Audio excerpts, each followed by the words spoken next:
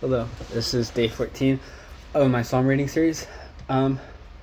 Also, surprise drink review, because I want to. So I've been a hater for so long of the Java Monster, because I've been thinking, like, how can Monster do coffee? Like, that, I don't know. I was a hater, I didn't believe in it. But after drinking it, it tastes very good. It's kind of sweet. Like in a good way. It's got how many? It's got 35 grams of sugar, which is not too bad for a drink. I mean, sodas nowadays are like, what's this? It's like, oh, I guess it's 39. I was thinking they're like 60. Anyway, I guess I've seen worse, but it's not too bad of a sugar content. And it tastes good if you like coffee.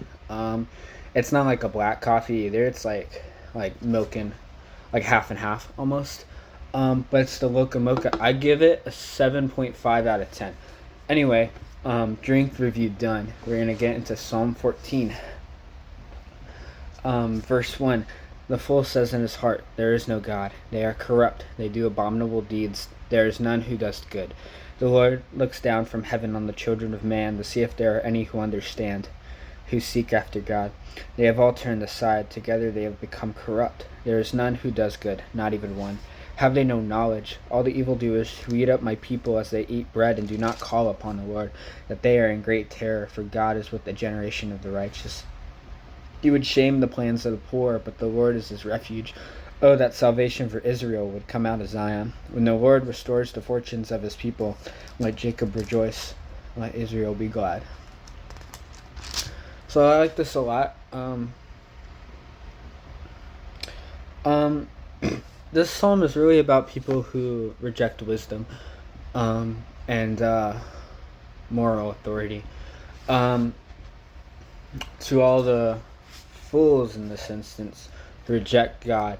The Hebrew word for fool is less about someone who is like intellectually a fool and more so morally, if that makes sense. And so it's not like they can't understand it to say that there is no God, but they do understand it. But I think one of the translations says there is no God for me. So it's just a blatant reject, you know, and yet you reject them, or you reject God, I guess.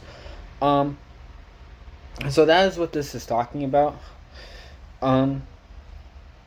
And to all who openly reject, this is not just a blanket statement to say that like necessarily that all Christians are good and all atheists are bad, you know, or whatever, but instead it's it goes on to say they are corrupt, they do abominable deeds, there is none who does good. And so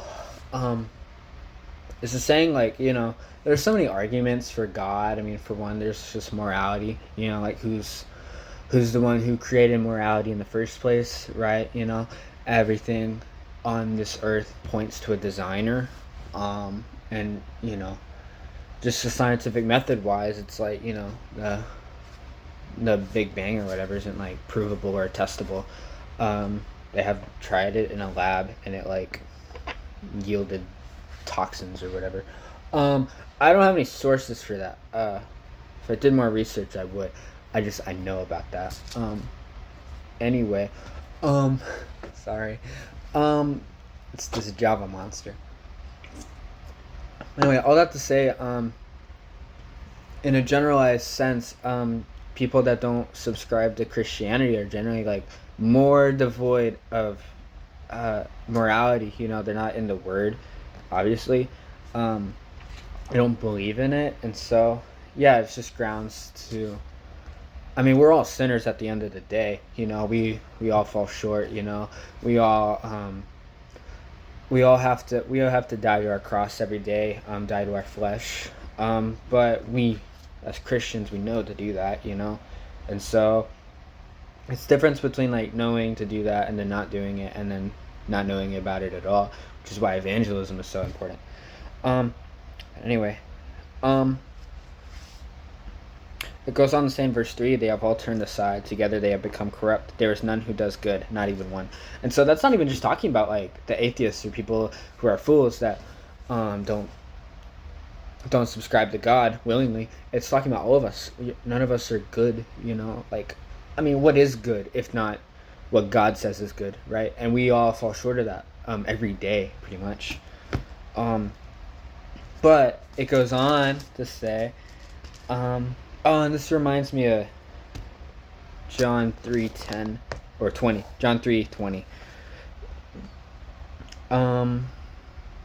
For everyone who does wicked things hates the light and does not come to the light, lest his works should be exposed. And so this is to say that, like, people who live in wickedness generally live in darkness. Jesus calls us to expose the inner truths within ourselves into the light. We need to not let it fester in darkness, lest the enemy can hold on to it, and take grasp of it for himself. But instead, we need to, as Christians, we need to take that out, and we need to be vulnerable. We need to be vulnerable to God. We need to be vulnerable to, the godly people around us, the godly communities, church, the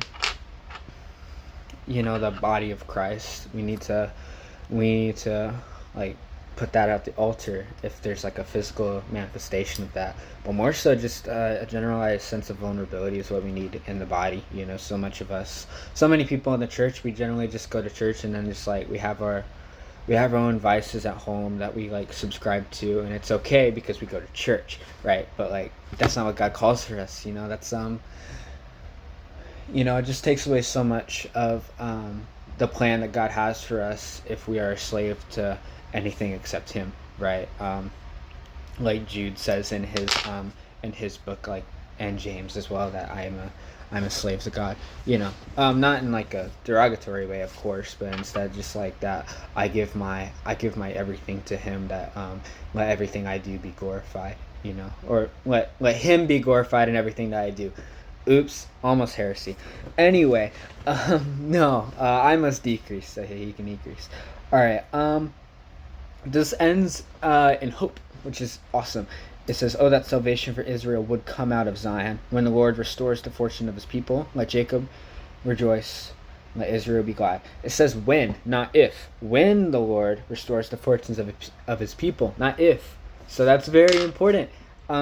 David says this as like a declaration, that God will rescue them.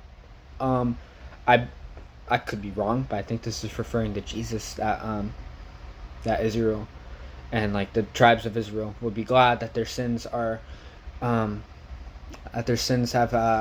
like someone has paid a price for it, right? That there be salvation, eternal salvation to all those who believe. And so yeah, that's it. It's kind of a long one, but I really like this psalm. I liked it a lot.